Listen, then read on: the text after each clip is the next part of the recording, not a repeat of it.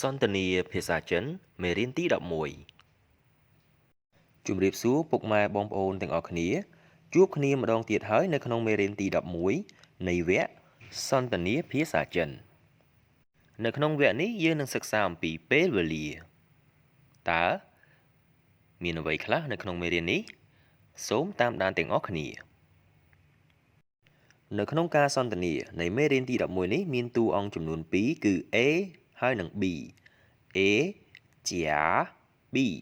E ខ្ញុំនឹងអាននៅការសន្ទនាខាងក្រោមចំនួន2ដងដោយយឺតឥឡូវនេះចាប់ផ្ដើម你一星期上几次课你一星期上几次课一星期2次一星期2次每次多久每次多久每次2个钟头每次2个钟头什么时候上课什么时候上课星期三下午从2点上到4点星期三下午从2点上到4点星期六上午8点10分上课星期六上午8点10分上课10点10分下课10点10分下课星期六还上课累不累星期六还上课累不累一点都不累学中文很有意思一点都不累学中文很有意思ជាបន្តទៅទៀតនេះសូមពុកម៉ែបងប្អូនទាំងអស់គ្នាស្ដាប់នៅការសន្ទនាអំបញ្ញមិញដោយជនជាតិចិនវិញម្ដង你一星期上几次课你一星期上几次课你一星期上几次课一星期2次一星期2次一星期2次每次多久每次多久每次多久每次2个钟头每次2个钟头每次2个钟头什么时候上课什么时候上课什么时候上课星期三下午从2点上到4点星期六上午8点10分上课10点10分下课星期三下午从2点上到4点星期六上午8点10分上课10点10分下课星期三下午从2点上到4点星期六上午8点10分上课10点10分下课星期六还上课累不累星期六还上课累不累星期六还上课累不累一点都不累学中文很有意思一点都不累学中文很有意思一点都不累学中文很有意思。 ឥឡូវនេះយើងមកសិក្សាពាក្យនៅក្នុងអត្ថបទសិនមុនពេលដែលយើងធ្វើការបកប្រែនៅការសន្ទនានោះពាក្យទី1 ស៊ីងឈីមានន័យថាសប្តាហ៍ឬក៏ថ្ងៃសម្រាប់សប្តាហ៍ទី2ជីឈឺមានន័យថាប៉ុន្មានដងឬក៏ប៉ុន្មានលើកសាងខមានន័យថារៀនឬក៏ចូលរៀនពាក្យទី4លៀងឈឺមានន័យថា2ដងឬក៏2លើកពាក្យទី5មេឈឺមានន័យថារាល់ដងឬក៏ម្ដងពាក្យទី6តួជាវមានន័យថារយៈពេលប៉ុន្មានឬក៏យូរប៉ុណ្ណាពាក្យទី7ចុងថៅមានន័យថាម៉ោងពាក្យទី8两个钟头មានន័យថា2ម៉ោងពាក្យទី9什么时候មានន័យថាពេលណាពាក្យទី10时候មានន័យថាពេលពាក្យទី11下午មានន័យថាពេលរសៀលពាក្យទី12ឆុងតៅ2ដល់មានន័យថាចាប់ពីពេលណាមួយដល់ពេលណាមួយឬក៏ចាប់ពីកន្លែងណាដល់កន្លែងណាមួយពាក្យទី13លៀងទៀនមានន័យថាម៉ោង2ពាក្យទី14ស៊ីងឈីលៀវមានន័យថាថ្ងៃសៅរ៍ពាក្យទី15សាំងវូមានន័យថាពេលព្រឹកពាក្យទី16下课មានន័យថាចេញពីរៀនពាក្យទី17ហើយមានន័យថានៅនោះគឺនៅធ្វើអ្វីមួយឬក៏នៅមានអ្វីមួយពាក្យទី18លេមានន័យថាហត់ពាក្យទី19អ៊ីទៀនមានន័យថាបន្តិចពាក្យទី20អ៊ីទៀនមានន័យថាម៉ោង1ភាពខុសប្លែកគ្នារវាងទី19និងទី20គឺទី19អក្សរ E អានសំឡេងទី4ហើយនិងទី20អក្សរ E អានសំឡេងទី1ពាក្យទី21សៀមានន័យថារៀនពាក្យទី22ចុងវ៉ិនមានន័យថាភាសាចិនពាក្យទី23ហិនមានន័យថាណាស់ពាក្យទី24យោមានន័យថាមានពាក្យទី25យោអ៊ីសមានន័យថាគួរឲ្យចាប់អារម្មណ៍ខាងក្រោមនេះគឺជាពាក្យដែលយើងប្រើសម្រាប់ថ្ងៃនៃសប្តាហ៍គឺពីថ្ងៃច័ន្ទដល់ថ្ងៃអាទិត្យស៊ីងឈីអ៊ីថ្ងៃច័ន្ទស៊ីងឈីអឺថ្ងៃអង្គារស៊ីងឈីសានថ្ងៃពុធស៊ីងឈីស៊ឺថ្ងៃប្រហ័សស៊ីងឈីវូថ្ងៃសុក្រស៊ីងឈីលៀវថ្ងៃសៅរ៍ស៊ីងឈីរឬក៏ស៊ីងឈីធានថ្ងៃអាទិត្យជីនធានមានន័យថាថ្ងៃនេះជွာធានមានន័យថាម្សិលមិញមីងធានមានន័យថាថ្ងៃស្អែកវ៉ាន់សាំងមានន័យថាពេលល្ងាចឬក៏ពេលយប់បន្ទាប់ពីយើងបានសិក្សាពាក្យរួចឥឡូវនេះយើងចាប់ផ្ដើមបកប្រែការសន្ទនាទាំងមូលវិញម្ដងពាក្យថាបកប្រែភាសាចិនអានថាជាបកប្រែ你一星期上几次课មួយសប្តាហ៍អ្នករៀនប៉ុន្មានដង一星期2次មួយសប្តាហ៍2 ដង每次多久ម្ដងរយៈពេលប៉ុន្មាន每次2个钟头ម្ដងរយៈពេល2 ម៉ោង什么时候上课ពេលណាចូលរៀន星期三下午从2点上到4点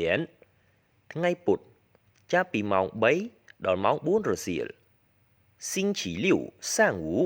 8:10上课ថ្ងៃសៅរ៍ម៉ោង8:10នាទីព្រឹកចូលរៀន10:10下课ម៉ោង10:10នាទីចេញពីរៀន星期六还上课累不累ថ្ងៃសៅរ៍នៅរៀនទៀតមិនហត់ទេឬ一点都不累学中文很有意思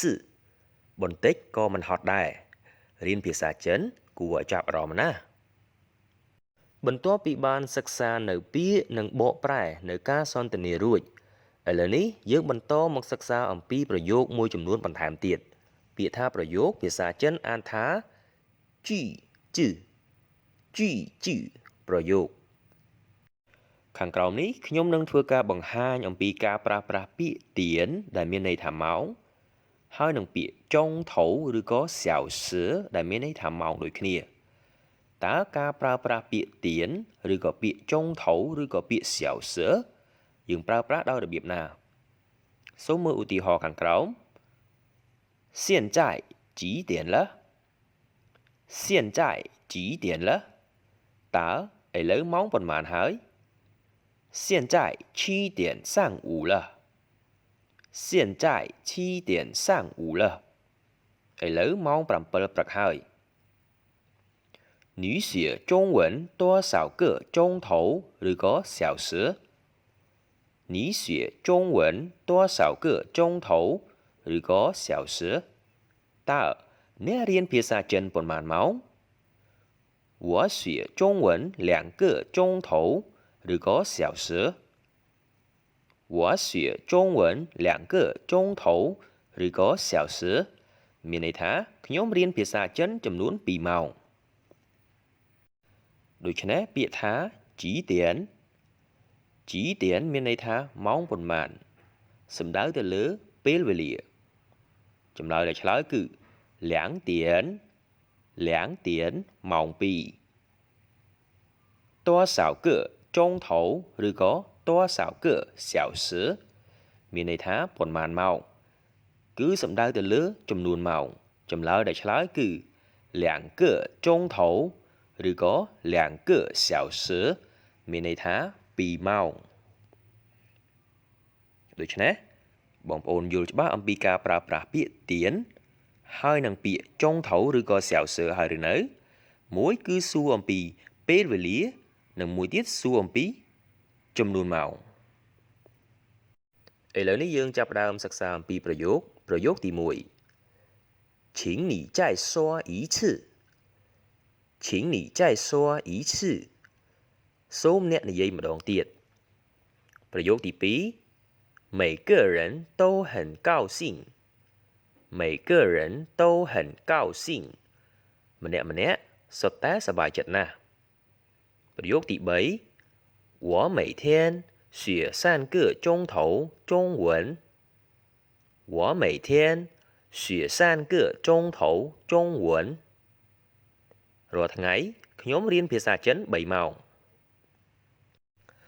ប្រយោគទី4你是什么时候来的你是什么时候来的តើអ្នកមកតាំងពីពេលណាប្រយោគទី5你们是什么时候认识的你们是什么时候认识的តើពួកឯងស្គាល់គ្នាតាំងពីពេលណាប្រយោគទី6你什么时候到中国去你什么时候到中国去តើពេលណាអ្នកទៅប្រទេសចិនប្រយោគទី7你们什么时候结婚你们什么时候结婚តើពេលណាពួកឯងរៀបការ ពាក្យថារៀបការគឺជា婚រៀបការប្រយោគទី9我上午8点到学校我上午8点到学校ខ្ញុំម៉ោង8ព្រឹកដល់សាលាប្រយោគទី9你几点吃午饭你几点吃午饭ម៉ោងប៉ុន្មានអ្នកហូបបាយថ្ងៃប្រយោគទី10 12点半中午12点半中午ម៉ោង12កន្លះថ្ងៃត្រង់ប្រយោគទី11 11点40分钟上午11点40分钟上午ម៉ោង11:40នាទីព្រឹកពាក្យថា分钟ឬក៏ពាក្យ分មានន័យថានាទីប្រយោគទី12从我家到学校不远从我家到学校不远ពីផ្ទះខ្ញុំដល់សាលាមិនឆ្ងាយទេប្រយោគទី13他从早到晚都很忙他从早到晚都很忙គាត់រវល់តាំងពីព្រឹកទល់យប់ប្រយោគទី14你几点上班你几点上班ម៉ោងប៉ុន្មានអ្នកទៅធ្វើការប្រយោគទី15你几点下班你几点下班ម៉ោងប៉ុន្មានអ្នកចេញពីធ្វើការប្រយោគទី16我能见你一下吗我能见你一下吗ខ្ញុំអាចជួបអ្នកមួយផ្លែតបានទេប្រយោគទី17不能我忙了等下次吧不能我忙了等下次吧មិនបានទេ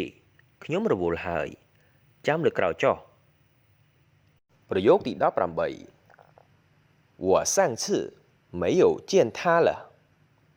我上次没有见他了លើកមុនខ្ញុំមិនបានជួបគាត់ទេប្រយោគទី19我们下星期见好吗我们下星期见好吗ពួកយើងជួបគ្នាសប្តាហ៍ក្រោយល្អទេប្រយោគទី20好的好的ល្អឬក៏យល់ព្រមប្រយោគទី21今天星期几今天星期几តើថ្ងៃនេះជាថ្ងៃអ្វីប្រយោគទី22今天星期日今天星期日ថ្ងៃនេះជាថ្ងៃអាទិត្យប្រយោគទី23今天几日今天几日តើថ្ងៃនេះជាថ្ងៃទីប៉ុន្មានប្រយោគទី24今天30日今天30日ថ្ងៃនេះជាថ្ងៃទី30ប្រយោគទី25现在几月了现在几月了ឥឡូវនេះខែប៉ុន្មានហើយប្រយោគទី26现在8月了现在8月了ឥឡូវនេះខែ8ហើយប្រយោគទី27下个月我要到巴西去下个月我要到巴西去ខែក្រោយខ្ញុំចង់ទៅប្រេស៊ីលប្រយោគទី28今天我觉得很累今天我觉得很累ថ្ងៃនេះខ្ញុំមានអារម្មណ៍ថានឿយហត់ណាស់ប្រយោគទី29这句话是什么意思这句话是什么意思តើប្រយោគនេះមានន័យយ៉ាងម៉េចប្រយោគទី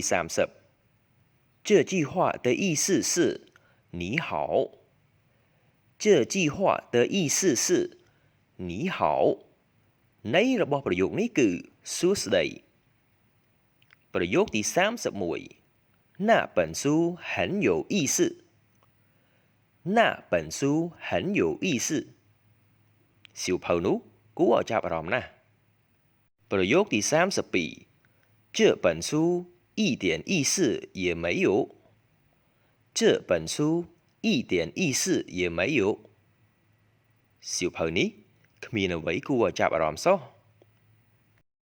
简体字转繁体字អក្សរចិនសម្រួលបដូរទៅជាអក្សរចិនបុរាណខាងក្រោមនេះគឺជាអក្សរចិនសម្រួលដែលបដូរទៅជាអក្សរចិនបុរាណនៅក្នុងមេរៀនទី11នៃវគ្គសន្ទនាភាសាចិននេះសូមពុកម៉ែបងប្អូនទាំងអស់គ្នាសិក្សាបន្ថែមដោយខ្លួនឯងសូមថ្លែងអំណរគុណសម្រាប់ការយកចិត្តទុកដាក់របស់ពុកម៉ែបងប្អូនទាំងអស់គ្នាជួបគ្នាលើកក្រោយជាមួយមេរៀនទី12នៃវគ្គសន្ទនាភាសាចិនជាចុងក្រោយសូមកុំភ្លេចជួយ Like Share និង Subscribe Channel របស់ខ្ញុំផងណាដើម្បីទទួលបានមេរៀនថ្មីៗនិងចំណេះដឹងផ្សេងៗសូមអរគុណសូមកុំភ្លេចចុចសញ្ញាកណ្ដឹងផងខាងក្រោមនេះគឺជាបណ្ដាញសង្គមនៃ Page និង Channel របស់ខ្ញុំដែលបងប្អូនអាចធ្វើការទំនាក់ទំនងបានដើម្បីទទួលបាននូវឯកសារផ្សេងៗដែលបងប្អូនត្រូវការជាចុងក្រោយសូមអរគុណម្ដងទៀតសូមជម្រាបលា